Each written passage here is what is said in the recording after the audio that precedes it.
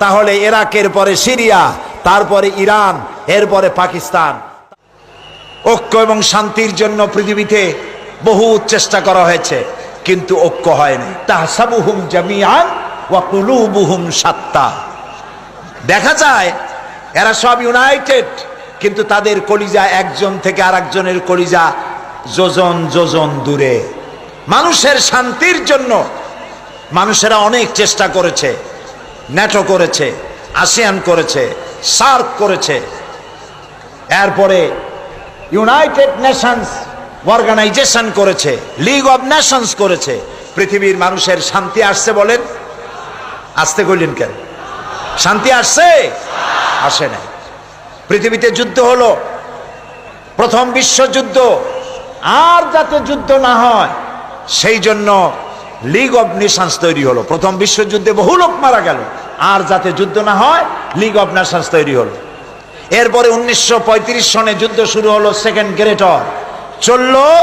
এই যুদ্ধ 1945 সন, একটানা 6 বছরের যুদ্ধে লক্ষ লক্ষ মানুষ মারা গেল, কোটি কোটি বনি আদম ক্ষতিগ্রস্ত হলো, হাজার হাজার বিলিয়ন মিলিয়ন ট্রিলিয়ন টাকার ক্ষতি হলো বিশ্ববাসী।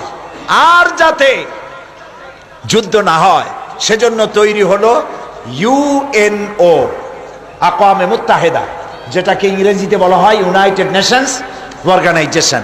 এদের কাজ হলো পৃথিবীতে যুদ্ধ বিগ্রহ না হয়, গরিবদেরকে বাঁচানো, ধনীদের বড় বড় দেশগুলির হাত থেকে ছোট ছোট দেশগুলিকে যাতে রক্ষা করতে পারে আক্রমণ থেকে।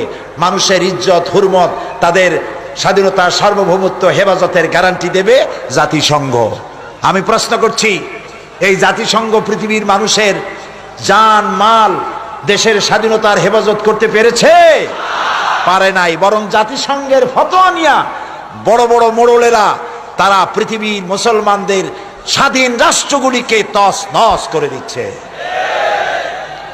ওরা আমাদেরকে মৌলবাদী আর সন্ত্রাসী বলতেছে, সভ্যতা শিখাতে চায় আমাদেরকে। বেটারা, তোমরা হলে সন্ত্রাসী, তোমরা আমাদেরকে সভ্যতা শিখাও।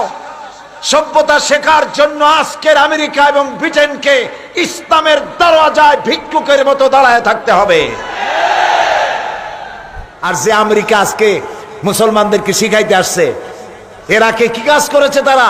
আল গরিব জিন্দানখানা, আল গরিব কি কারাগার, এই কারাগারের ভেতরে মুসলমান কয়েদিদেরকে উলঙ্গ করে তাদের মুখের উপরে পেশাব করেছে। মুসলমান